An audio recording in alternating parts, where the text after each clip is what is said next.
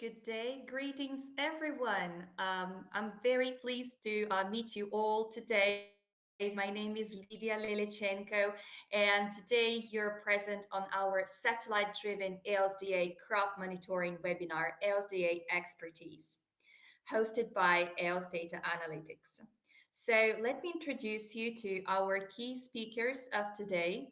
So, Alexander Krivashein, our senior researcher. Alexander, can you say hi to everyone? Hi, hello everyone. Hi, Alexander. Nice seeing you. As I said, my name is Lydia Lelechenko, and I'm sales executive within EOS Data Analytics. Today, also with us is Maxim Bohomolov. It's our product manager. Maxim, say hi to Hello, everyone. everyone. Hello. Hi. And also today, I'm pleased to welcome you, Evgeny Marchenko, our senior account executive. Zhenya, are you with us? Welcome, everyone. Thank you for joining this webinar. Hi, Lydia. Perfect. So let me take you through the agenda of our today's webinar. So we will be starting with the introduction, of course, and we would let you discover the story of ALS Data Analytics, of who we are, how we actually get to this point, so our historical timeline. And then we will be passing over to AOSDA products portfolio for agricultural business. So you will explore our products and various tailored offerings for agribusiness. Then we would delve into the science point of view. So we will take a sneak peek to the science behind the EOSDA crop monitoring, and especially we will be talking today about the vegetation indices and its pivotal role in fostering sustainable agriculture. And then, of course, we will also give you some insight on various use cases on how actually those vegetation indices can be implemented and how they have helped already in a real life our customers. And we will also be telling you more about the custom solutions for precision farming. So, starting from the crop classification to field boundaries detection, then following within the harvest monitoring, yield prediction, and soil moisture analysis. So everything that we have and is best in our portfolio. We will be closing up as well with the Q&A session. So please, in case you have any questions, we will be more than glad to answer all of them. So I'm thanking everyone. I can see that there is also some activities in the chat. This is great, and we're very happy to have you here today. So let me give you a couple of words on EOSDA at a glance, and especially on some figures of our year-to-year growth. So we are a company who is constantly developing and moving. So we're been growing for around 100% more each and every year. And right now we are having almost 1 million of independent users who are using our platform solutions. So this said, it means that there are around 50 millions and plus hectares that have been processed, and that actually signifies that we're having 59 millions or even more images that we're processing monthly. So we're operating in all over the world in 195 countries, and we're operating thankfully to our team and also the team of our successful reseller partnerships. So we're glad to acquire more. So of course, just stay tuned for all the news that we're having. And yeah, just to say that we've been born and our headquarter is located in United States in California, in Menlo Park. We have different offices, and five of them are situated across the Ukraine. And our team, our exciting team, counts around 220 employees and growing, including as well 25 PhD professors and 60 high qualified scientists on our board. And our clients are, well, they're located, as I've said, around the whole world, and they can be small, they can be big, and definitely some of the names you already know. So we're successfully collaborating with the World Bank, with Telewan, with GoldenEye, Red Tone, Raisin, Greenpeace, and Bayer, and many others. So I'm going to pass my words to Evgeny now so he can tell you about the timeline. Thank you, Lydia. So, guys, let's have a quick look at our journey. So, as Lydia mentioned, the company was founded in 2015 by Maxim Polakov. Maxim Polakov, he is an international entrepreneur and investor, and he's well known for developing successful businesses in space and IT industries. And the same year, basically, it was laid the foundation, and it was developed several platforms which form the supportive structure of all the products and tools that we have developed in EOSDA since that time.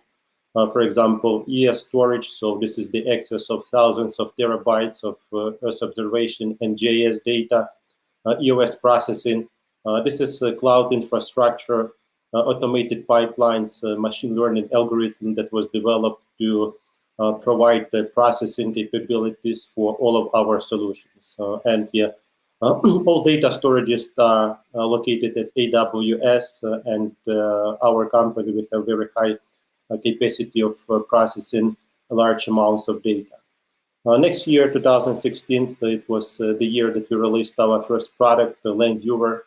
This is all-in-one platform which provides access to multiple data sources, more than 20 different satellite imagery providers. A great tool, easy to use. I definitely recommend to have a look at it. In 2017, it was another large milestone for our company. It was release of our flagship product. This is a crop monitoring platform, which provides ongoing monitoring of the crop conditions in season. Basically, this is the tool that we're gonna dwell in more detail, and especially on the monitoring part. In 2018 through 2022, it was time when we developed other unique deep learning models, for example, like crop classification, clusterization, masking of irrelevant objects, development of custom solutions like boundaries detections, developed in-house soil moisture data, development of several yield prediction models that we use right now. And of course, 2023, it's another great milestone for our company. This is the year when we launched our first satellite, EOSDA in January this year. We already have data from the satellite available, and in first quarter and second quarter of 2024, this data will be added to the crop monitoring platform and Land Viewer. So our clients, they'll be able to get unique data obtained from our satellite. And of course, there is a lot of more plans in our company, which goes beyond 2030 to develop our solutions further and provide insights and valuable information for our users for making better decisions.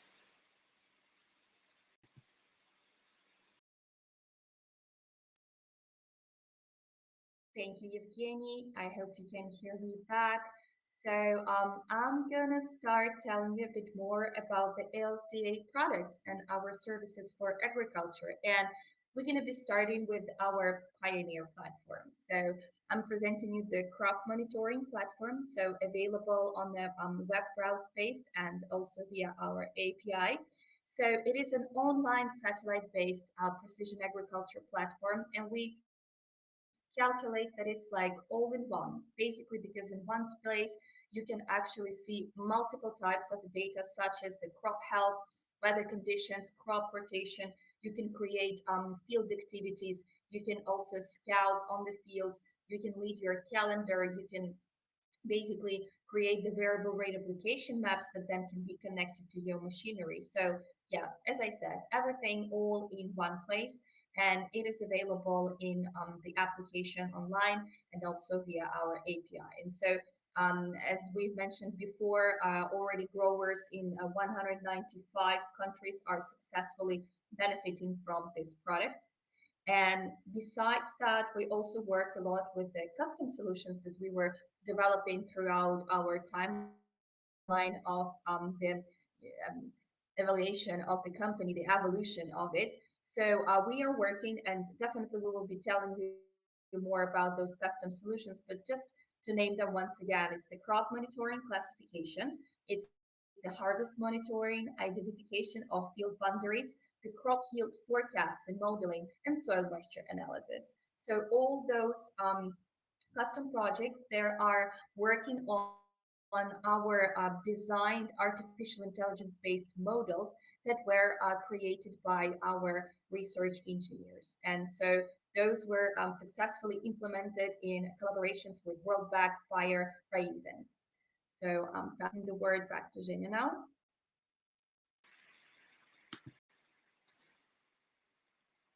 Other tools that we have in our portfolio, this is Land Viewer, which I've already mentioned, and just maybe to provide more details. So in Land Viewer, this is a very versatile tool, and it allows you to have different data points from different bands, indices. It also allows to provide time series analysis and create time-lapse animation by using satellite imagery from different providers. Also, it has clustering, mosaic, 3D modeling. So basically collected from more than 20 different satellite providers, including high-resolution satellite images from 40 centimeters up to 2.5 meters.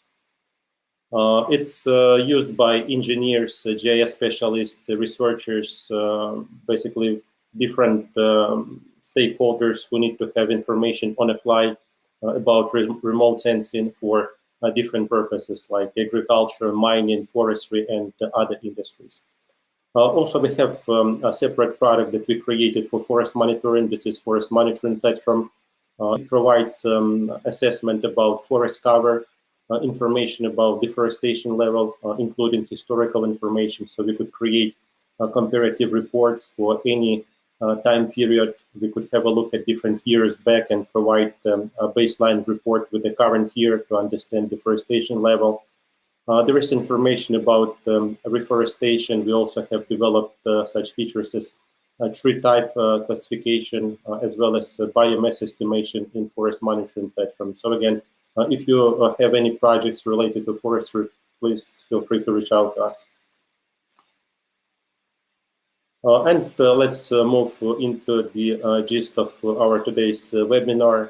And yeah, this would be vegetation indices. And today and right now, we just wanted to give a quick overview of the crop monitoring platform before we switch actually to the scientific part of vegetation indices. So as Lydia mentioned, this is a web-based tool, and it provides analytics about the state of agricultural fields. We have several modules there, for example, like planning, allows you to plan your activities, pre-season and in-season activities. We have a system of notifications. So for example, if there is any stress related to your crops, so the platform will send you this notification from a field leaderboard. A main module, of course, this is monitoring and handling. So in monitoring, we have satellite imagery, vegetation indices, combined with the advanced weather analytics. So combining all these data points together, it gives you very good insights, data points that you can make decisions about what activities or what actions need to be done on the fields. Also, we have zoning, which provides 3 types of variety application maps, which could be used in season, pre and post season. So different data points. And the platform also allows us to upload data from your onboard computers, from your machinery, yield maps, information about spraying, harvesting, fertilizer application, and so on. So you could also display data collected by your machinery. Recently, we have also released 2 new major features. This is disease risks and also multi-layer maps. So disease risks, this is the prediction based on the 14 days weather forecast about any possible diseases that can occur on your fields. So currently, disease risk module developed for 25 different type of crops, including major crops like corn, winter wheat, soybeans, sunflowers, sorghum, altogether 25 type of crops. And basically, if weather conditions, if they contribute to development of some specific disease, again, you just need to select, for example, type of the crop. So the platform will basically provide you the risk notification if this disease could appear at your fields.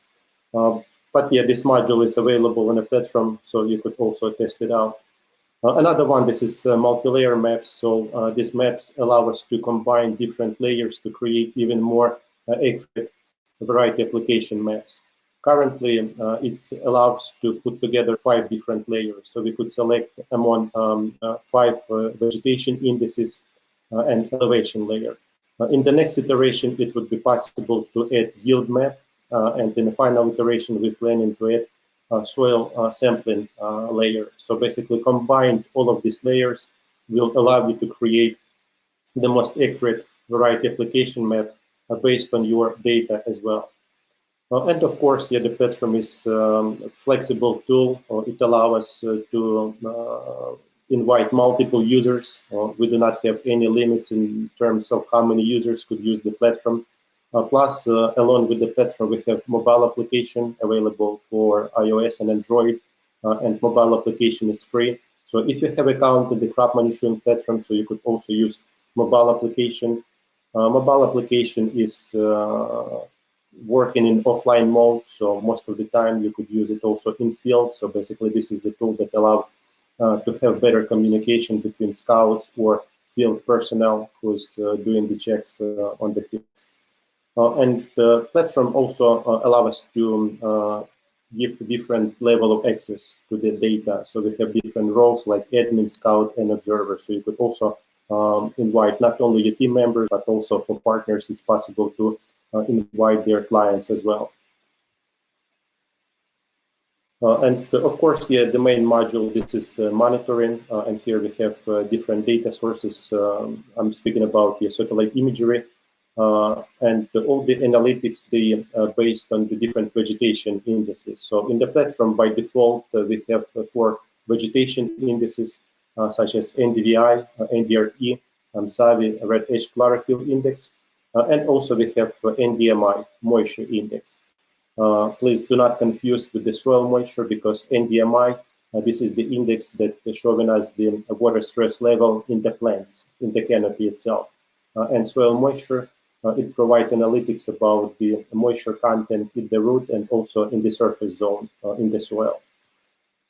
So based on this vegetation and moisture indexes, our clients can observe and find any stress areas within the fields. And yeah, right now I would like to pass to Alexander to give his more scientific perspective about these different vegetation indices. Thank you, Zhenya. So, first of all, I would like to note that almost each product in our crop monitoring platform have been generated based on satellite data. And that is why satellite data is very important for our company. And that is why we start to develop the EOSAT constellation. So how does the satellite data help to estimate the situation in the field? In general, when it comes to satellite monitoring, the first thing that comes to your mind is vegetation indices. And this is not surprising, because vegetation indices is a very important indicators in the analysis of agricultural crop development. And in our company, depending on where and how we use these vegetation indices, we can distinguish 3 main directions of using satellite data. Here you can see. So first one is using vegetation indices directly. You just assess the condition and health of agricultural crops through the values of indices, such as NDVI, NDRE, Red Edge Chlorophyll Index, Modified Soil Adjusted Vegetation Index, and so on. A little later, I will tell you about most popular on our crop monitoring platform. And of course, I would also like to note that the main satellite data we use to generate the indices, this is from polar orbiting satellites such as Aqua, Terra, Landsat, Sentinel, as well as Planet, GeoSat, and of course EOSat-1. The second direction of using satellite data is in process-based models. we have developed several biophysical models which help us to track agrometeorological conditions through the whole vegetation period of the crop. And of course, to make these models work work properly, we use satellite data to their calibration. So just to calibrate this model. And third direction of using satellite data, and I think this is the most powerful one, machine learning models. Here we use satellite data as predictors, along with other predictors such as meteorological parameters, biophysical parameters.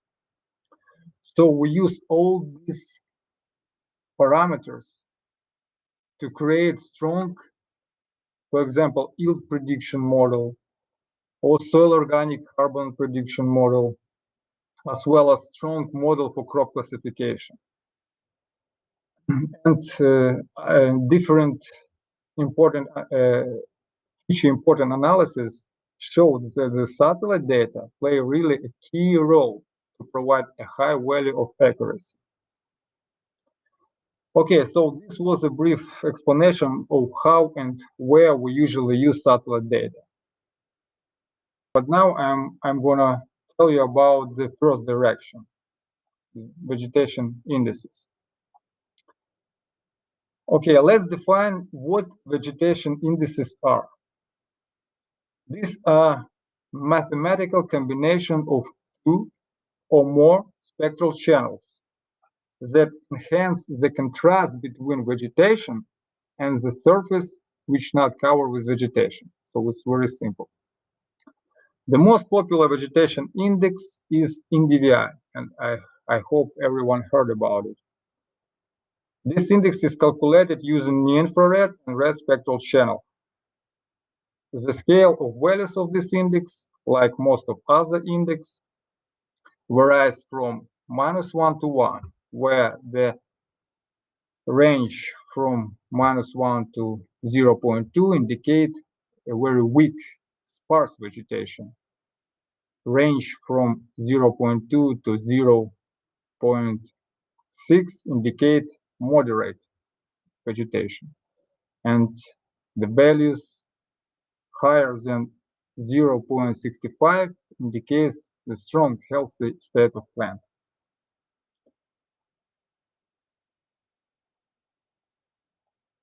Usually, all vegetation indices are presented in the form of color maps.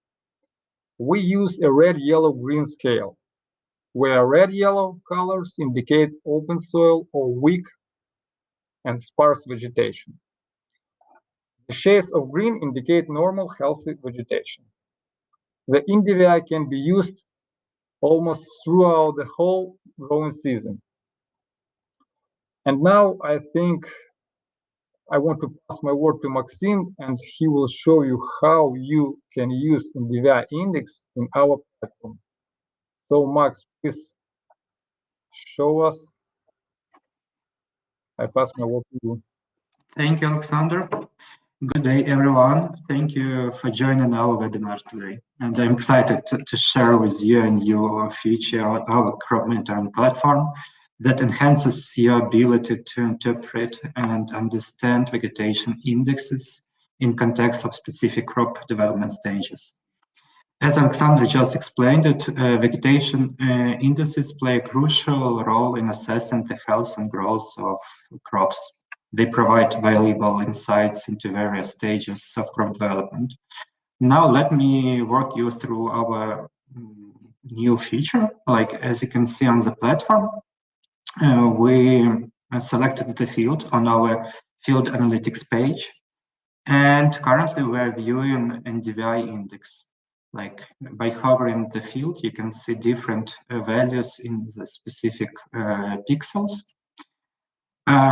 I should say that our new feature is currently available only for the NDVI, but in a few weeks we're planning to add two more indices. It's MSAVI and NDRE. And also, currently, this feature is available for some crops, as like wheat, cereals, oats, soybeans, sunflowers, and corn. In this case, we choose corn. So, like as I mentioned, like by pixel you can see these indices, but what they mean. Here on the side, on the right side of the screen, you can see the legend. It's an interactive legend that provides typical index values ranges for specific crop during different stage of development. Here below, you can see like different stage of development of crops. Currently, we're on the second stage, and it's relevant to 21st of November. And the range goes from 0.65 up to 0.9. But let's start changing the date range to an earlier, like for example, 5th of November on the stage relevant to the first stage, and we see the range has changed lower, like starting from 0.35 up to 0.65. And as you can understand, like these indices are associated with early grade stages of the crop, because like it's first stage. So you can understand like that the field on the stage is overperforming, and like understand, and you can send like scout to the field to understand what is happening on the ground, like what actions you should do, or maybe not. Maybe like it's some anomalies. That's all from my side. Thank you for exploring this new feature with me. Now, to provide with a more in-depth understanding of how these typical ranges are calculated and derived, I'd like to invite Alexander back. Alexander, could you please shed some light on methodology behind these typical index ranges? Okay. So thank you, Max. Now I want to tell you about how these values have been calculated from the scientific point of view.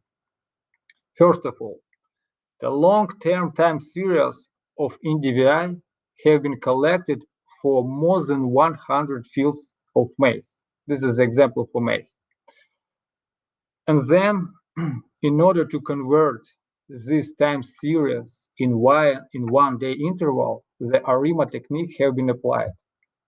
So the graph above named indivi ARIMA show you how it looks like.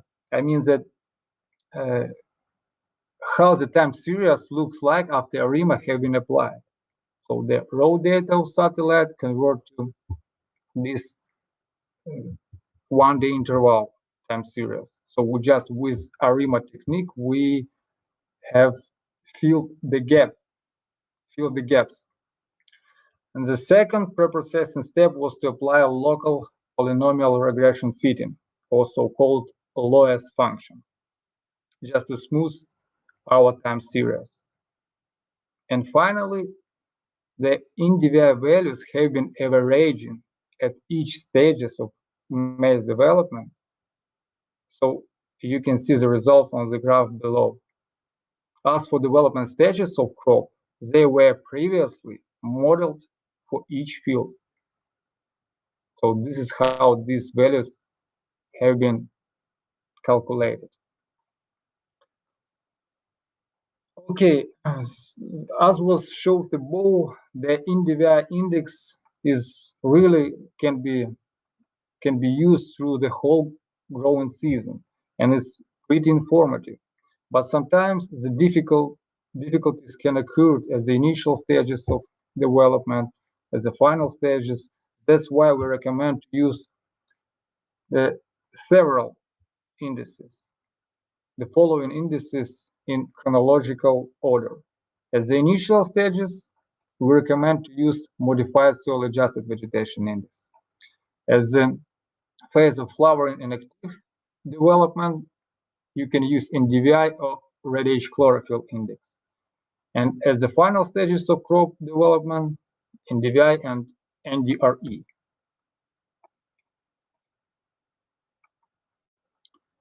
As I previously emphasized, at the initial stage of vegetation, we recommend using MSAVI or Modified Soil Adjusted Index, Vegetation Index. Why?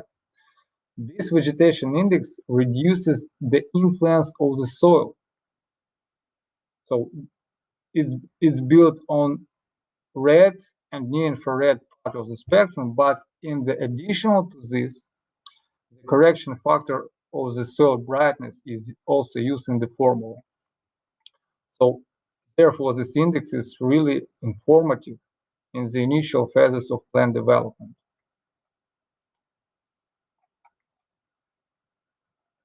Next, the further, during an active growing season, active growing period, we recommend use to red-age chlorophyll index. To calculate this index, the red-age spectral channel is used. And this spectral channel is very sensitive to the content of chlorophyll. And since the amount of chlorophyll directly depends on the nitrogen content in the plants, this index can help to identify areas with lack of nitrogen. So if you see the areas with low values of this index, it may be worse, it may be you need to it's time to plan in some prevent measures on the plant fertilizers. Okay, and at the final stages of plant development, when the crop is mature and ripening, the NDRE index is quite informative. By this index, you can understand if the crop is ready for harvesting or not.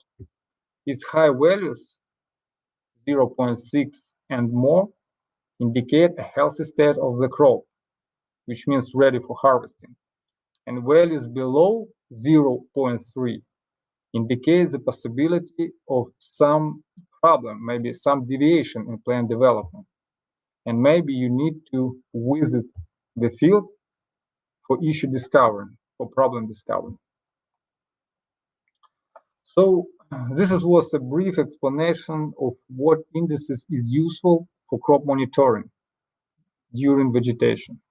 But of course, you should not limit yourself with only these indices, because there are a lot of other useful indices, which also can be very helpful. And this index is available on our platform. And as a rule, which one to use is depends on your goal and experience. So another our advice is just practice more. So this is it from my side. And I think now I will pass my word to Zhenya. Zhenya, please proceed. Yeah, thank you, Alexander, for this explanation. And yeah, I just wanted to add to what Maxim and you said about the new feature that we have in a crop monitoring platform. Basically, this is recommendation about values of vegetation indices. So right now, this is for NDVI. So we give recommendations what values are normal. So a lot of times our clients, they asking how I understand that the crop is developing normally. So as Alexander explained, we developed this recommendation for a selected type of crops. Yeah, right now this is about 7, but we're gonna increase the amount of the crops. So we will provide more recommendations. So basically, we tell what is the normal range for the development of the selected crops related to the phases of development. So we use this standard BBC 8 scale about the growth stages of each of the crop. And as Alexander explained, so we took hundreds of fields basically to create these statistics, what is the normal development, for example, for corn. So basically for each of the crop, we have developed these recommendations first for NDVI index, and in the next iteration, we will develop this for other indices that we have in our platform. And apart from those 5 indices that we have, we could also add other indices. For example, through our API service, we could add more than 17 indices, different indices, again, depending on your requirement.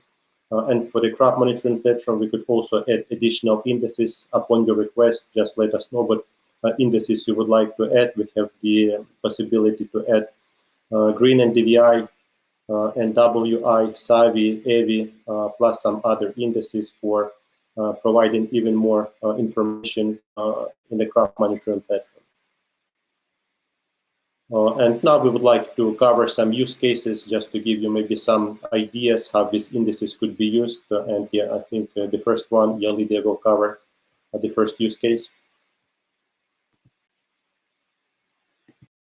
Yes, thank you, Zhenya. I'm here back. I'm going to tell you about one of actually my favorite use cases that sometimes the prospects are asking me how actually the NDVI index, for example, can help to detect some kind of a problem on the field. And I'm telling this story, and basically sometimes it sounds like a fairy tale, but who could ever imagine that from the satellite perspective, you can actually spy a mouse nest that can be harming the vegetation index, and so like basically the greenness of your field. And it actually happened in a way that these fields, they're from our real client that is based in Ukraine. So the story was that there were 2 similar fields that were kind of connected one to another, and both of them were kind of surveyed by our clients. And the one field was treated with the pesticides against the small pests, and the second one was not. And so basically, at some point, there was an understanding that within some kind of a time, the person has spotted a very small, I would say tiny date on the cluster that would say that the NDVI index was dropping dramatically there. And actually what they have done, they have created a scouting task, they have actually sent the person in the fields directly, and it turned out that there was a mouse nest that they have eliminated. And thankfully to that timely treatment, in fact, the threat was mitigated. So yeah, basically it is very interesting, and like this we can see that even with the satellite resolution, there's actually a chance to spy like something really small like the mouse itself. So I'm gonna pass the word then next to Zhenya to tell a bit more about other cases. Yeah, thank you, Lydia. Yeah, quite unexpected case yet to find mice nests, but yeah, it's even such small things possible to detect with the satellite.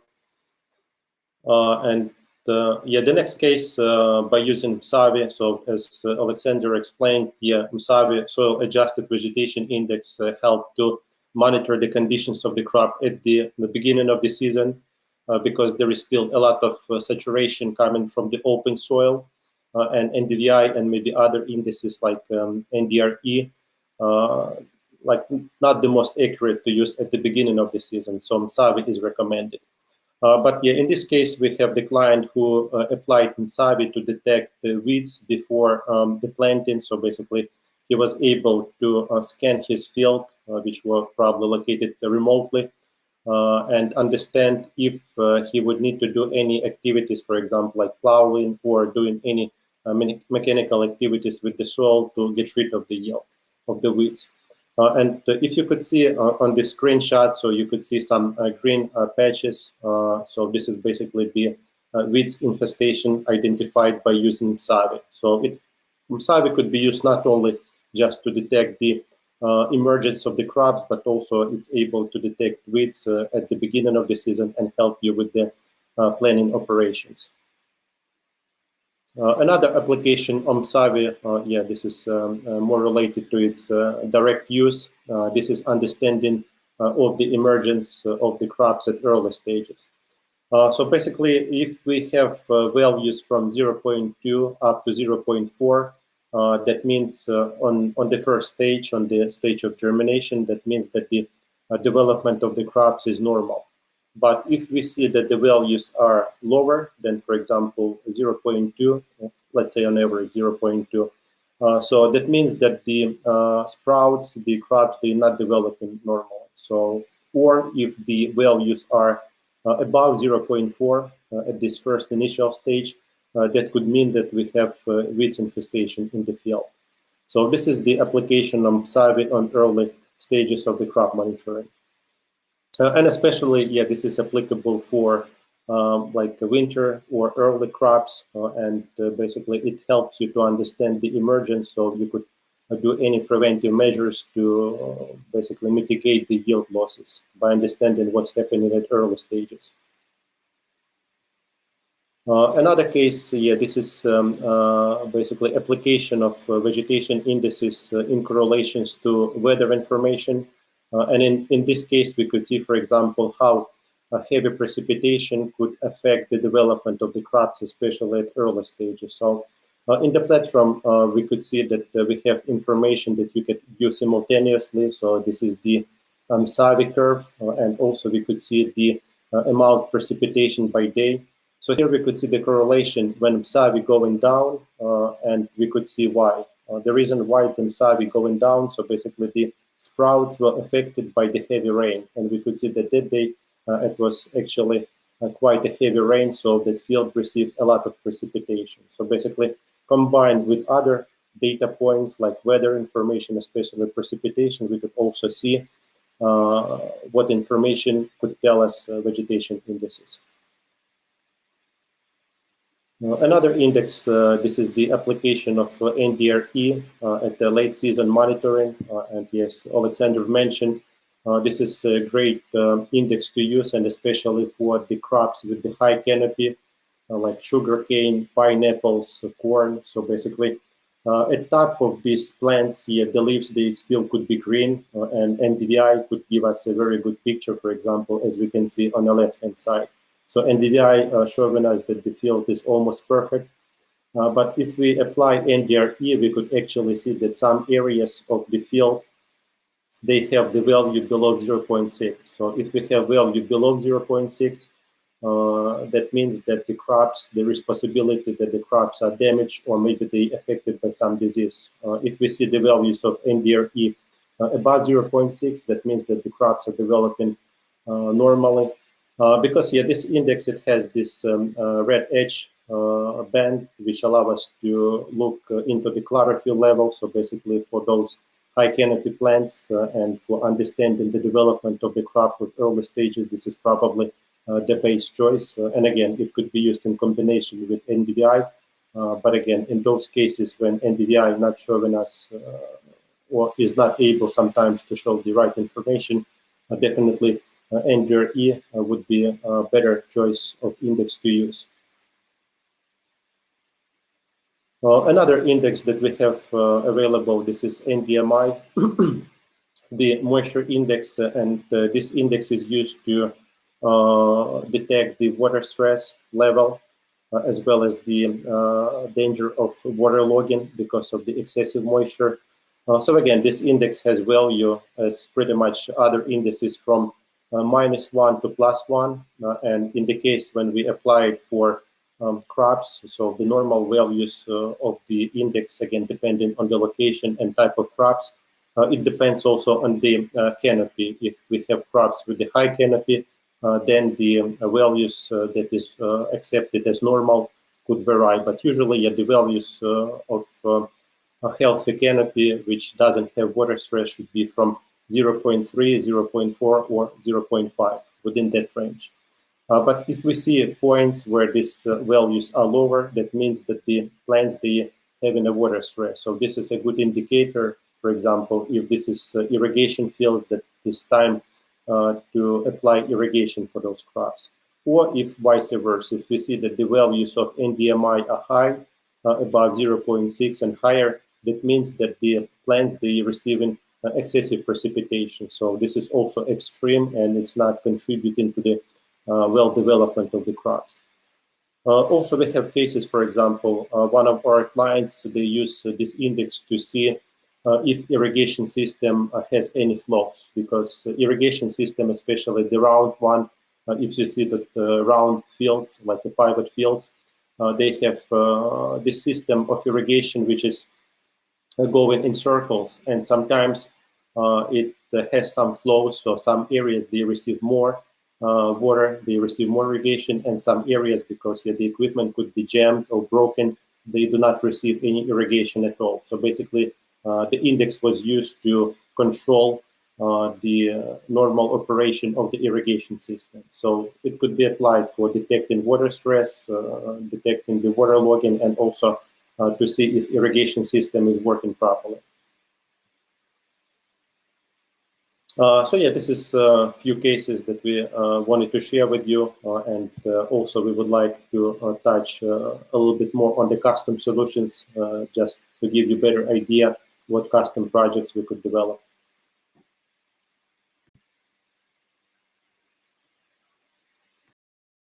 And so before telling you more about the custom solutions themselves, I would like to emphasize and highlight the work of our science team.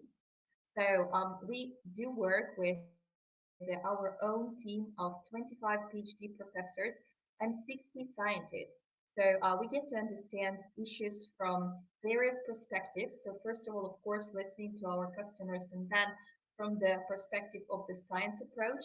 And so every requirement of our client is being analyzed on a very deep level, emphasizing the struggles with which they are facing, and then developing a tailored approach to each and every project. So our experts provide a very personalized solutions to each and every use case. So like this, the customers would be satisfied on their maximum. And actually, the image that is representing BeadRed here right now, so those are our scientists that are working with our EOSDA 1, so with our satellite, about which we will definitely tell you a bit later as well. So I'm passing the word back to you, Zhenya.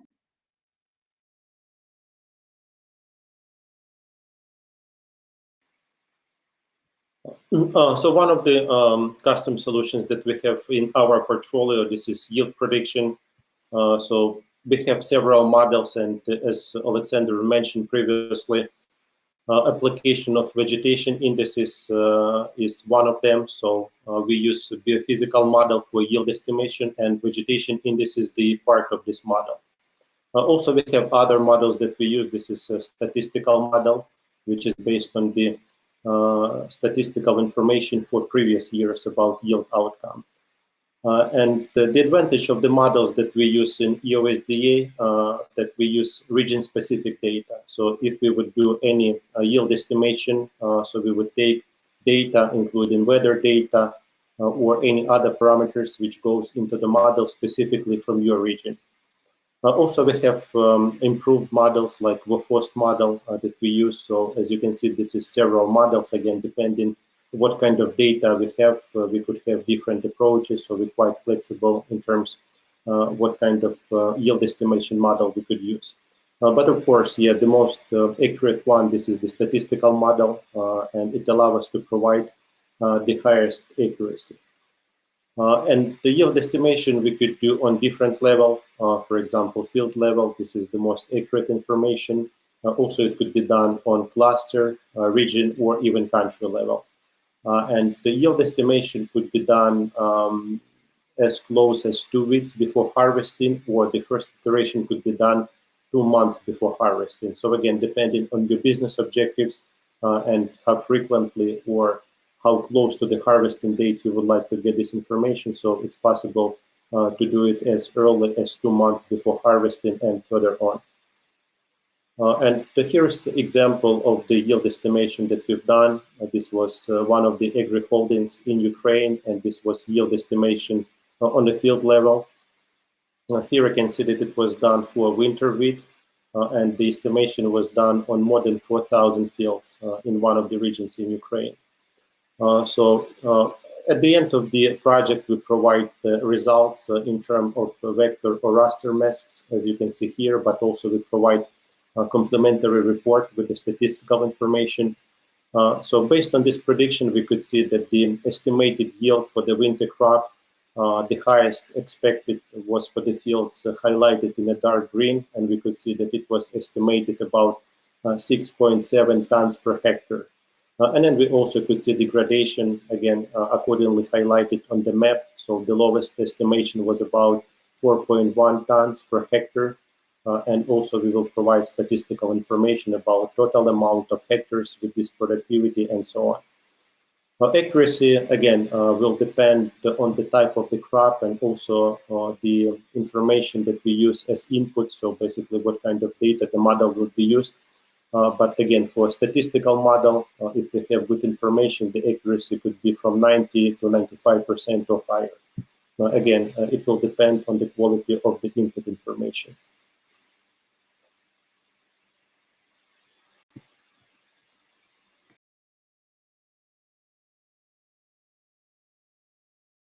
I'm going to tell you a bit more in the details about the crop classification that we're performing. So the crop classification is actually the classifying of plant surface according to the type of crop growing in there. So Lydia, I'm sorry. There is some troubles with your sound. Maybe you can check your mic.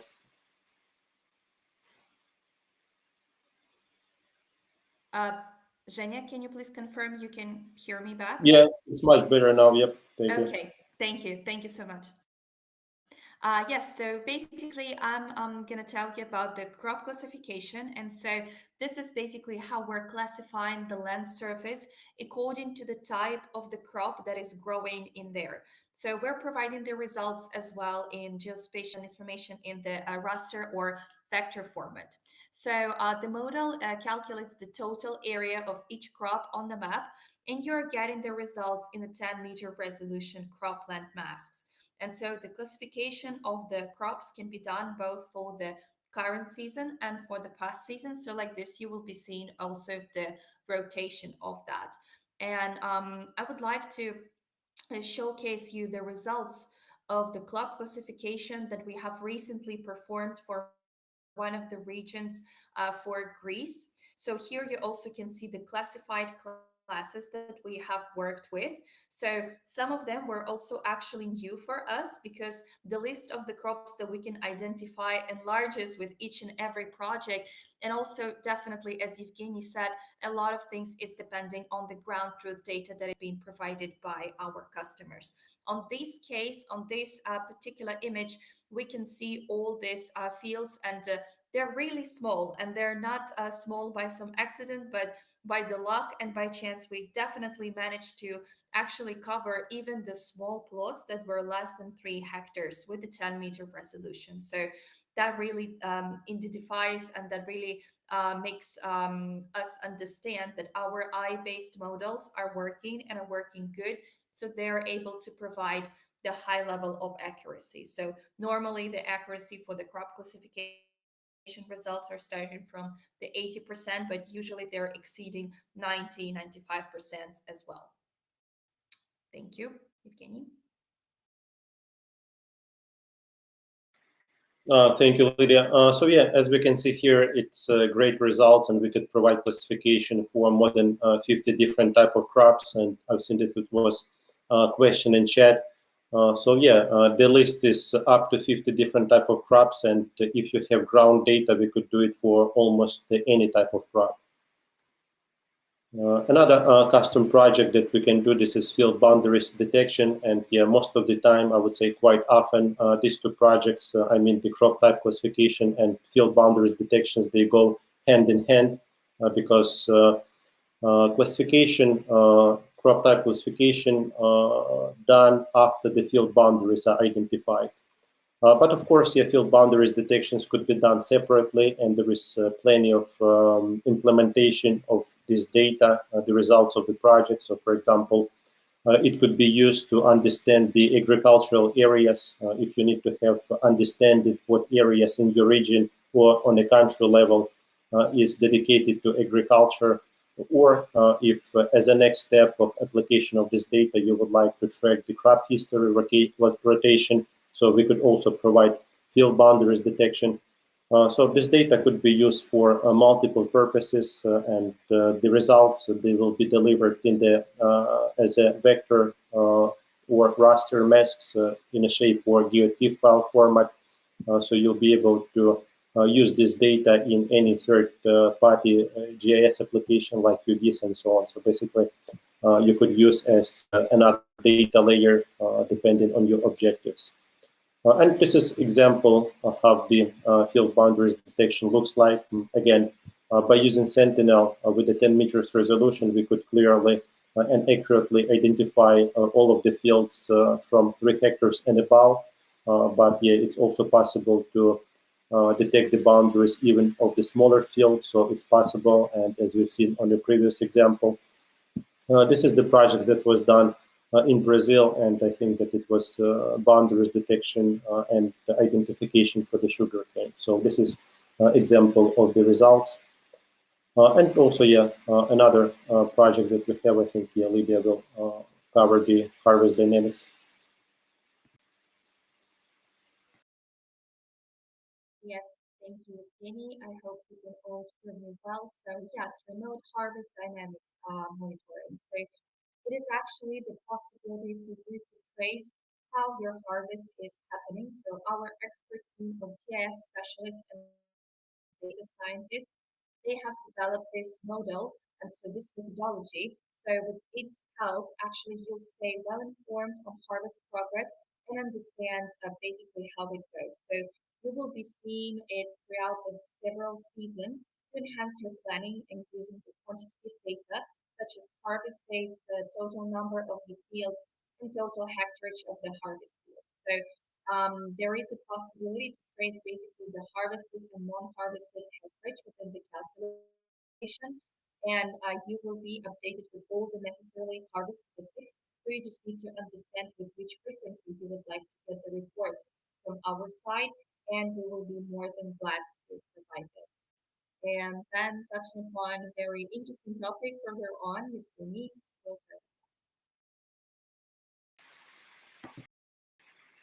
Thank you, Lydia.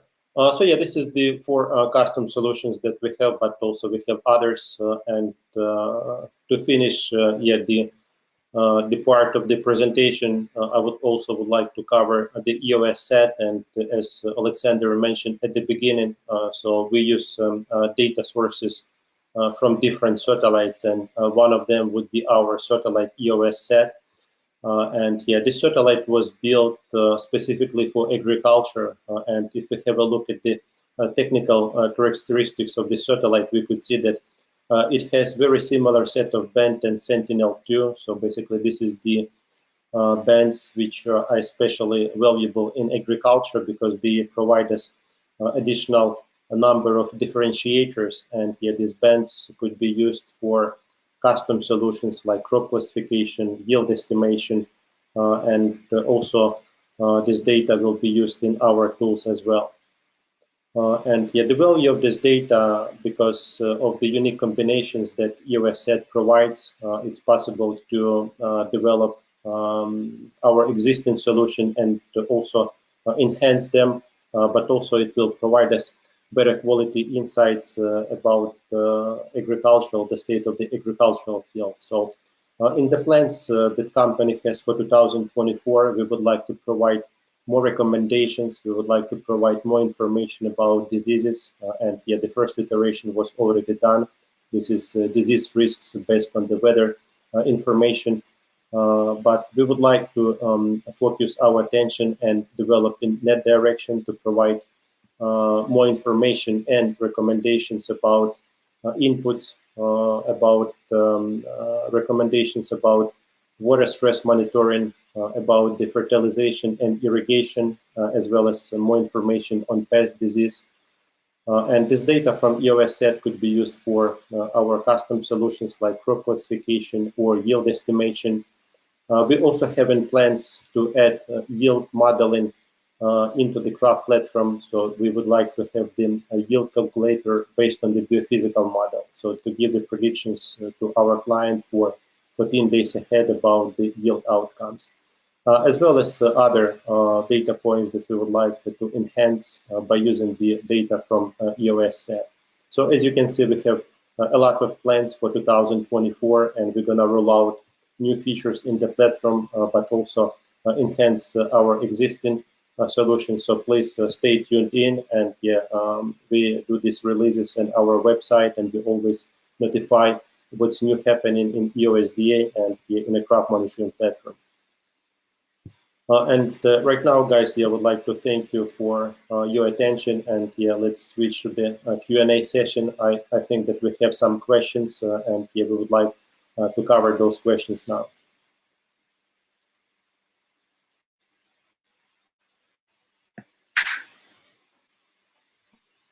Hello, everyone. So I'm going to be the one who's handling the Q&A session. I wanted to actually thank to one more person who is today with us today. So it's our moderator, Kirils. Kirils have put down all the questions that you have posted in our chat. Kirils, thank you so much. So I'm going to be starting from the first things first. So hello, could you please share what are the crop types you can classify and what is the accuracy percentage of crop classification? I'm going to cover this question. So basically, as I've mentioned earlier, we're working with various types of crops. And so before they were mostly concerned of, let's say, the classical crops, so the wheat, barley, soybean, maize. But when we have recently worked with the crop classification for Greece, we realized that we're able to identify and place even more than that. So usually it strongly depends on the information of the ground truth data that you're providing to us initially. So in case you will have enough of let's say polygons or kind of a dots on the map that are indicating the type of the crop that is growing in a particular area, our AI-based model will be able to train and then to identify that crop on the field as well.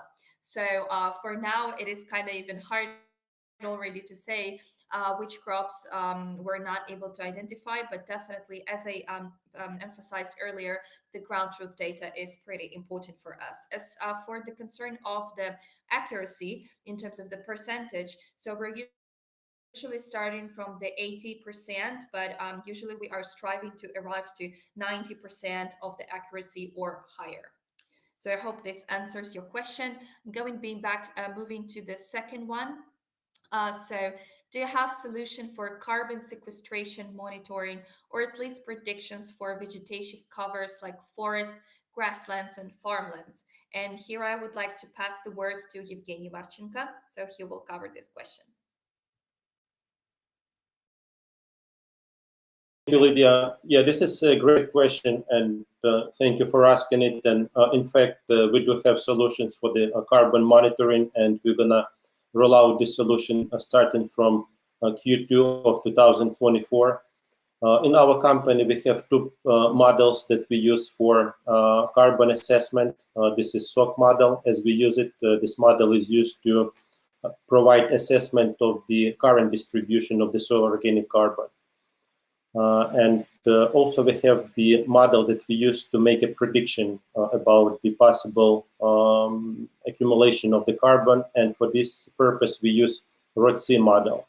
There is a ROTC model which is generally available and it was developed in Europe, but our model is enhanced by our scientists and GIS specialists. So our model is much more enhanced because it has the possibility to use higher resolution data. For example, like general model, it could use the resolution from 30 meters or 100 meters for the prediction of the carbon distribution. But in our case, we could use data with resolution up to 10 meters and higher. Also, there is some additional capabilities of this model, and I'm not going to dwell on a lot of details.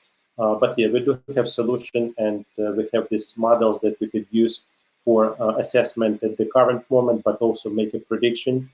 And if you have any carbon projects, so please reach out to us directly, and we will provide more information about how we can help you with the measurement and the verification about the carbon.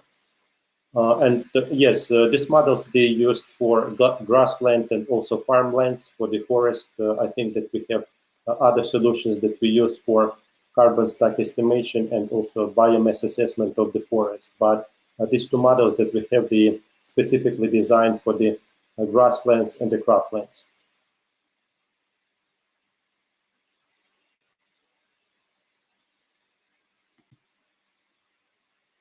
Evgeny, thank you so much. And yes, there's going to be one more question, and I think that um, you will be answering that as well. So, are we able to switch the classification algorithm based on how accurate we think it is? Or have you already covered that?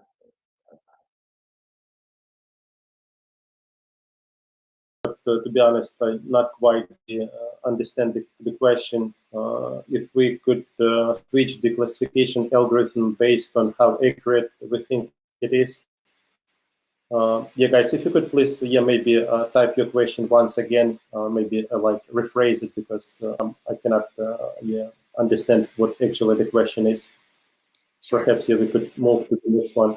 Let's move to the next one then, and maybe in case the person will rephrase the question, we will gladly answer that. So the question that goes after is, what kind of interpolation smoothing are you using to produce the maps and time series? For example, here for the Sentinel-2 and DVI, is it enhanced by other data sources? I think, yeah, Alexander, thank you for joining. We're waiting for your answer to this one. Okay, yes.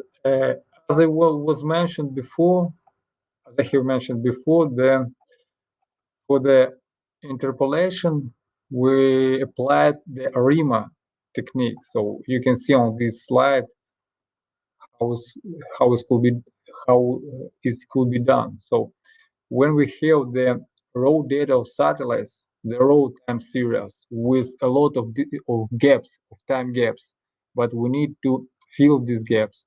So we apply the ARIMA techniques. Also, you can apply the spline technique for interpolation, but we choose the ARIMA because it's a little bit better, as the analysis show. So the first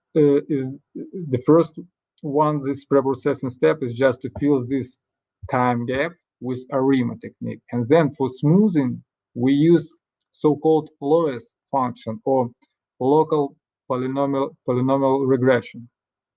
And we just to smooth our curve for each, just to remind, for each of the field of the each of the more than 100 field of maize for this example. And previously we calculate the development stage when the certain development stage have been reached. So, and then our algorithm extract the value from this time series curve, extract by the time when certain development stage have been reached. So this how this value have been established. I hope it's clear now. Thank you. Alexander, thank you so much for this explanation. And we're moving to the next question, and I'm going to cover this one. So, I'm a drone pilot specialized in precision agriculture. Can EOSDA Crop be a good complement to my work? Can it replace drone mapping? So we in EOS Data Analytics, we believe that it's not that, some of the approaches is better or can be replacing one or another, but we believe in the enhancement of the result while making those things working together. So in fact, yes, there is a possibility to complement the drone imagery with the satellite imagery, and especially you have mentioned here the question is per regard of the mapping. So I recently actually had the call with one of our prospects who are working with a drone company in Malaysia, and we were discussing the situation in which the necessity of flying over the very big amount of hectares is kind of time consuming. So every time they need to make the circles in round, they will need a couple of weeks maybe to cover a certain area.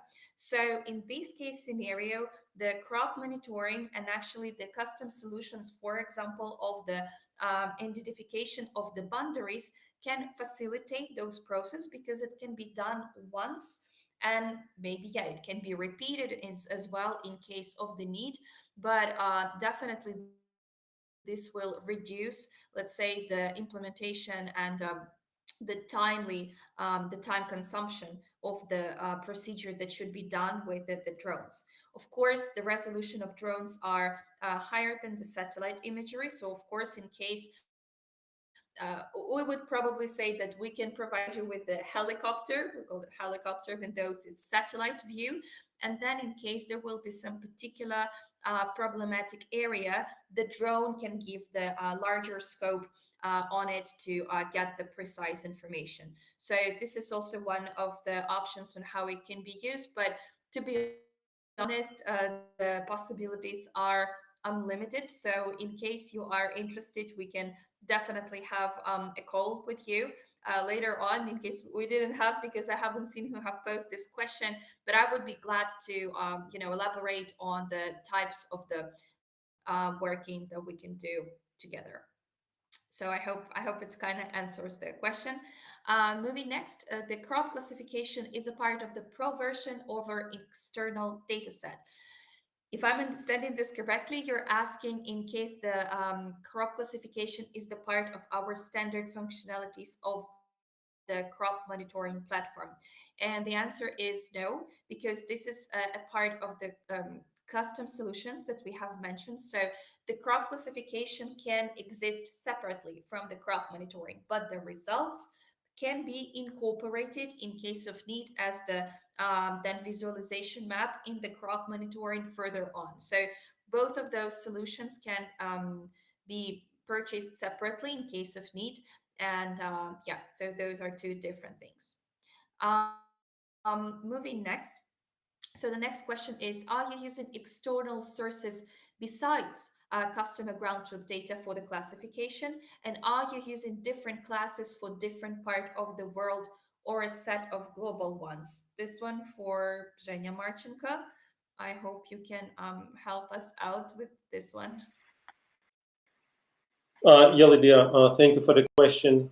And yeah, the answer is that we prefer to use region-specific data. So we usually ask our client to provide this information, ground training data set when we do classification. In case if a client, they for some reason cannot or do not have this data, or they cannot provide it, so it is possible that we're gonna hire a third-party specialist, like GIS specialist, to collect the necessary ground data. But also it's possible that we could use open source data, like statistical data, if it's available for this region. We know that there is a lot of statistical data available, for example, in United States or Canada from USDA. So this data could be used for classification. But yeah, most of the time, as I said before, we prefer like region-specific data from that exact location, from that exact climatic geographical zone where we need to perform the classification. And we usually ask our clients in case they cannot provide it. So we're going to think about other ways of obtaining the data and basically make it possible to deliver the project.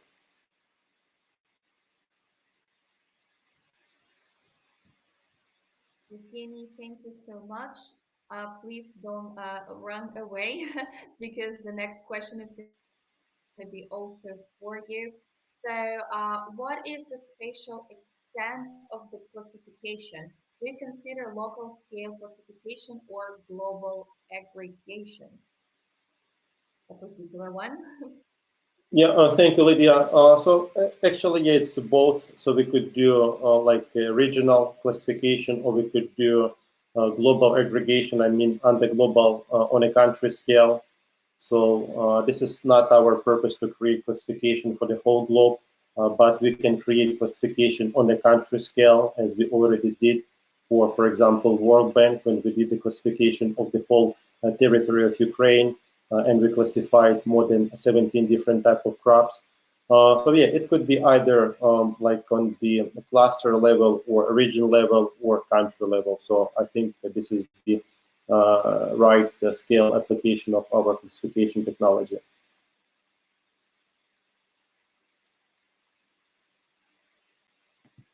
Thank you, Evgeny. Thank you so much. The next one is actually going to go for me. So, how much does it cost per hectare per year to subscribe in crop monitoring products? So yes, indeed, our pricing model is based on the quantity of the hectares that your project's going to be occupying and monitoring. And we work with usually yearly subscriptions. So each and every case is unique, but in order to give you an estimated view, so in case we would be starting with the projects that will be around 5,000 hectares and more, usually the pricing per 1 hectare will be around 1.5 US dollars per hectare per year. Definitely, the cases are that in case you're taking the more, then the merrier, and then the pricing per hectare is actually diminishing. And separately, the subscription can be done throughout the platform in case your basically subscription will be less than 5,000 hectares, in case you will require just a small part, a small quantity of hectares to be subscribed for. So for each and every case, just reach out to us because this is the crop monitoring, but the products themselves, so meaning that as well, the custom solutions, they are being calculated separately because, for example, for each and every of the custom solution, we are doing and we're suggesting to do the POC first and then the extrapolation of the data to the general scope of the research. So usually we're starting with the minimum of 10,000 hectares that should be in place for each and every custom solutions.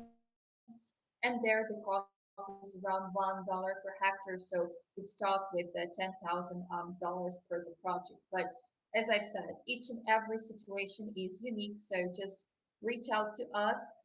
Let's explore together the necessities of your project, and we will be able to formulate you the most precise offer. So I hope it's kind of answered this one. So the next one is once again to Evgeny Marchenko. Can you do land surface temperature?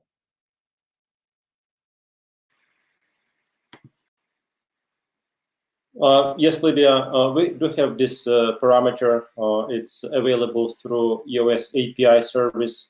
And if we're speaking about crop monitoring platform, so in the crop monitoring platform, we have just the temperature, like air temperature available. But yes, surface temperature possibly could be integrated to the crop monitoring platform. So we have the data. This is the question about like technical implementation.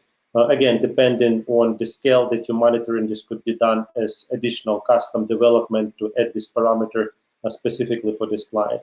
But the answer is yes, it's available through API, but not through the crop monitoring platform support.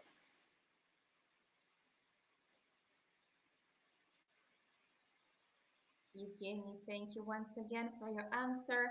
The next one is going to me. So, are you looking for a collaborator and or project partner? If yes, whom should we contact? The answer is me. So I'm actually one responsible as well. So like we're the team of sales. So basically it's going to be either me or also it can be Evgeny Marchenko. So we're responsible for the communication and for the understanding on how we can collaborate because we do work with partners as well, as we've mentioned that at the very beginning of our presentation. And so please just also there was an email sales at Kirill, I would like you to once again place that in the chat so people can know where they can write. So you can just drop us an email and we will be glad to set up a call together to discuss what is the current need, what is the project, and how you are actually seeing this collaboration working together. So yes, once again, please feel free to contact. And here below, there are my emails and the email of Evgeny Marchenko, and we will be glad to answer you directly straight away. And the second question is also kind of related to this, and it's going to be addressed to me. So, can you tell us more about how the white label works? This is a good question. So, yes, one of the options of our partnership is actually becoming the white label partner. So, what does it mean? It means that in case you're going to be subscribing to our either simple white label or the advanced white label, you will be becoming like let's say, a co-owner of the platform, and it will be completely branded as upon your colors, your logo, and you will be able to resell the hectares to your final customers throughout the platform. You will also have a dedicated, let's call it, account to be able to grant the access to the final customers of yours. You will be able to put them on board, to train them, to explain how the platform works. We have a team, a dedicated team that is working with our partners, so you will be guided throughout all of this process. And so, yeah, once again, in case you're interested in the white label, you're more than welcome to reach out either to me or to Evgeny, or to write to our general sales@eosda.com mailbox. 13. So you mentioned earlier an index for soil moisture. Which are the one you're using, and how do you use it? For example, do you use it before the growing season phase to respond as early as possible to potential lack of water in some areas within the fields?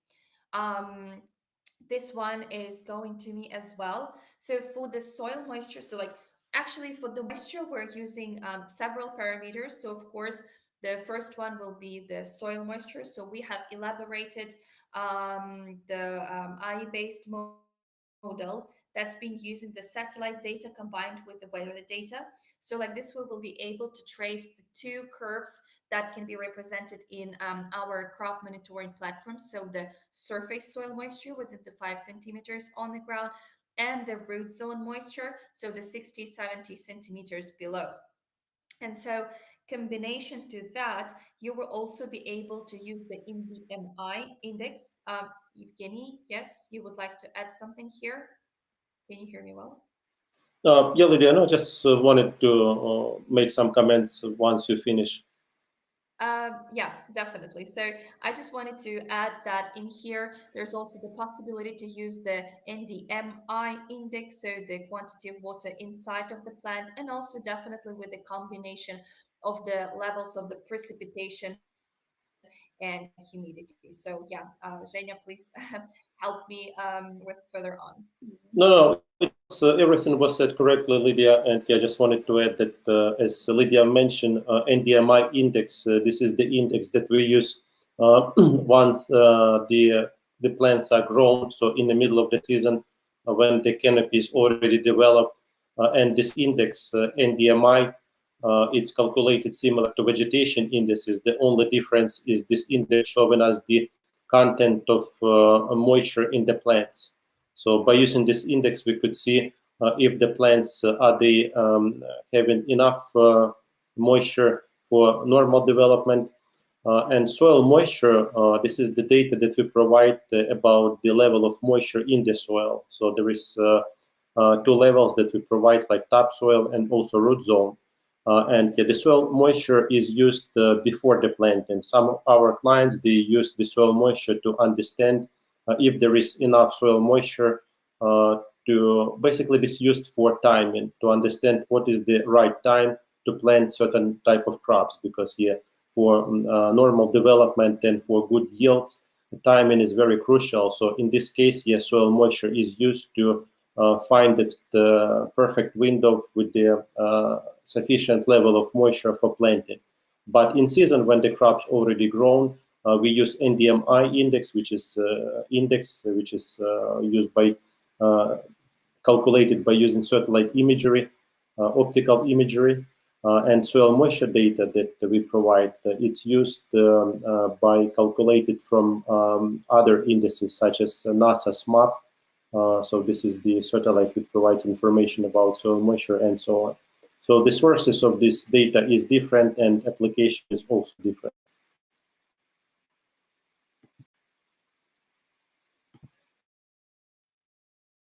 Thank you, Evgeny. Thank you for this valuable adding. So, yeah, the next question will be, can you provide soil classification? Zhenya, maybe I would ask your help on this one. Can you maybe elaborate? And in our company, we have great scientists who developing up-to-date soil type maps, because soils, they also not something stationary, and the maps that was created 50 or even 20 years ago, they not up to date, because especially now when we have this I would say climatic changes, so the soil is also affected by erosion, by the strong winds, and it's useful to understand what type of soil do you have, and also understand what type of crops is better to grow on different type of soils. And in our company, we have the capabilities of developing these soil type maps. There is some open source data that you could use, for example, like Soil Grids, this publicly open website, and they provide information about soil maps. They have resolution about 50 meters. But in our case, in EOSDA, we could classify up to 220 different type of soils, again, depending on your geographic location, because, again, in some region we have one type of soils prevailing, in other we have different type of soils. But overall, we could classify more than 200 type of soils, and we could create up-to-date map and also provide recommendation what type of crops is better grown on this type of soils.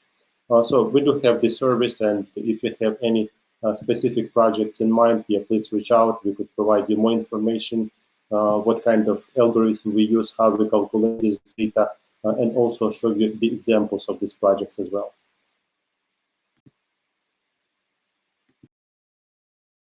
Thank you, Evgeny. Thank you. There are a couple of questions more. Thank you actually for being so active. It's really a pleasure, like to answer, because yeah, I'm glad that we're actually having so many questions. So the next one is, can you please elaborate more on yield prediction, how accurate it is and how it is done? So yes, as Evgeny mentioned earlier, so the yield prediction is one of our custom solutions that are being based on the AI-based model and some kind of a ground truth data that's been provided from the side of the customer. So we usually are trying to work with the yield prediction starting from around 3 months before the harvest, and then time by time we're actually providing some preliminary reports, and we can arrive to the optimal date of the harvesting around 2 weeks, before the harvesting should be done. So, and then the accuracy before the harvest is actually getting like around 95% or higher. Zhenya, can you please, yes, add here a bit more, because you were covering that topic, so I think you would have even more insights on that. Yes, Lydia, thank you. And I'm not sure if Kirill can find it, but we have like a separate webinar dedicated to yield estimation. So maybe he could drop a link here. You could find that video on a YouTube. This is a 1-hour session where myself and my colleague, we explaining about the yield estimation. But yeah, as I mentioned before, we have like two main models that we use: statistical, which is based on the information about the previous year. So usually we ask our clients to provide the statistical information. In case if our clients, they do not have the statistical information about previous 3 or 5 years about yield outputs for the selected targeted type of crops, in that case we could use the biophysical model, which combines different data points, for example, like soil moisture, satellite images, including vegetation indices, LI index. This is information about soil types, activities done on the soil, and so on. So basically different parameters which go into the biophysical model. And again, yeah, on depending if you have statistical data available, so we would use statistical model. If not, we would use biophysical model. But sometimes, again, depending on the project, so we have the I would say individual approach to each of the projects. We could combine these models or come up with some additional solutions. So again, it's depends actually on the projects and on the targeted crops, but yeah, in general, I would say those two models. And again, if you have questions specifically for some type of projects, yeah, just let us know and we provide better explanation based on your use case.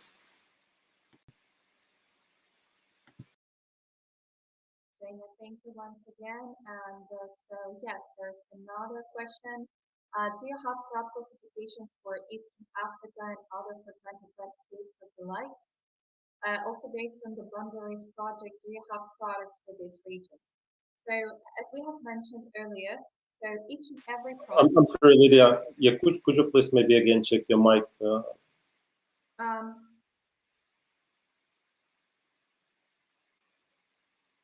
Zhenya, can you please confirm that you can Yeah, hear? it's much better. Yeah, thank you.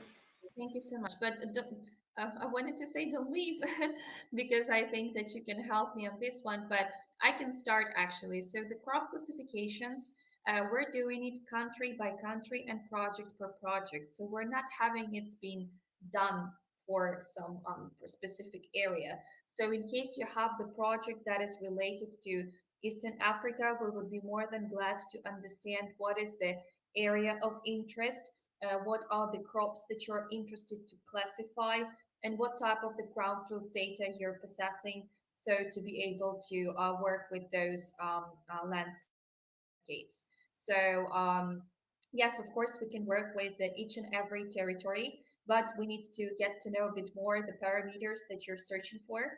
So please just don't hesitate to reach out to us.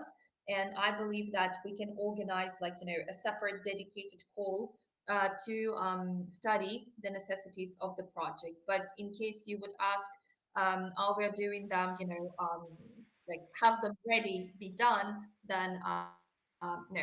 Evgeny?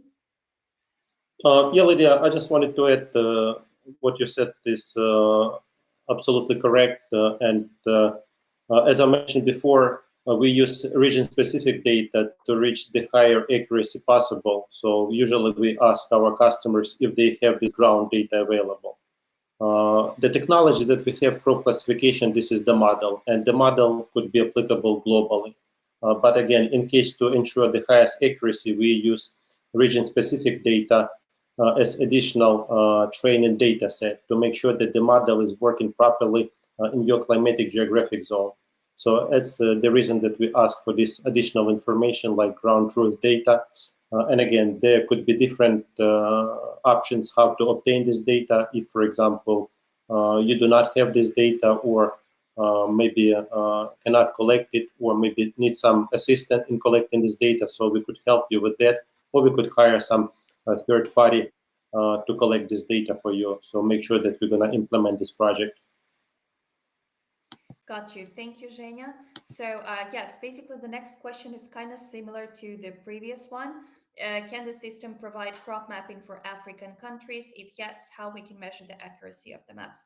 So yeah, once again, we need the area of interest. We need to understand the precise needs of the project, and we can work in each and every part of the world, including African countries. So it's not a problem for us.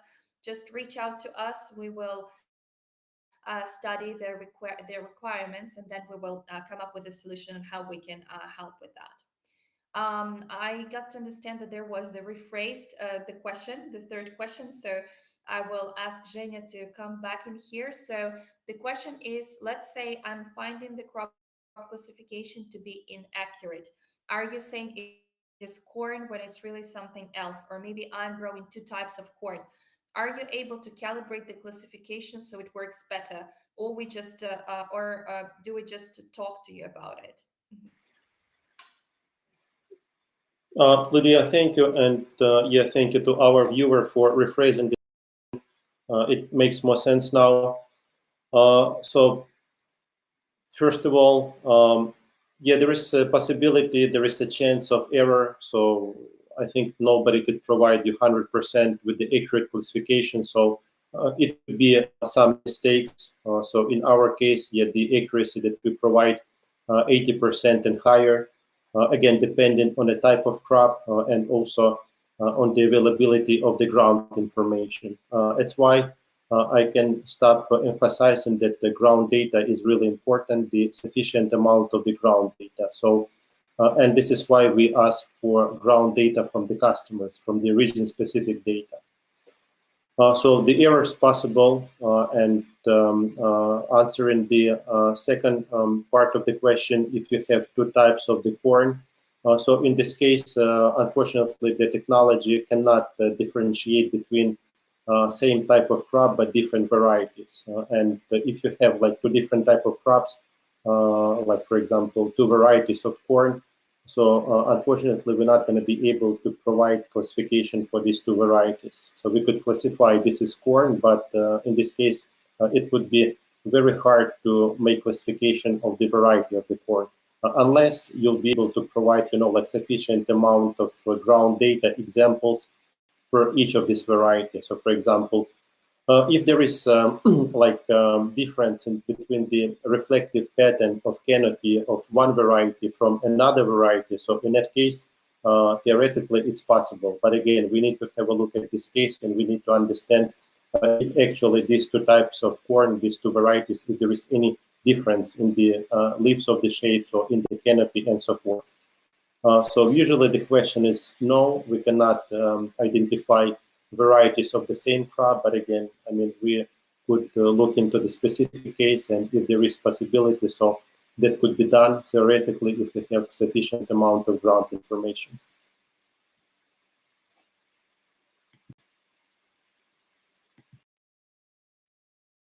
Evgeny, thank you once again. I'm just going to briefly check in case we have covered.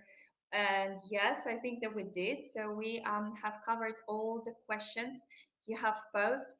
Perfect. So thank you so much. Once again, thank you so much for being so active. It's a pleasure indeed to, work with the audience that's been so active and responsive.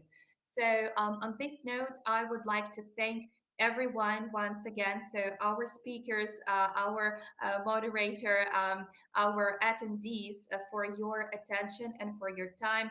We are grateful to you, and we're definitely looking forward meeting you on our next webinars as well. So thank you so much. Have a great day, everyone. And thank you. Guys, you say the final words as well?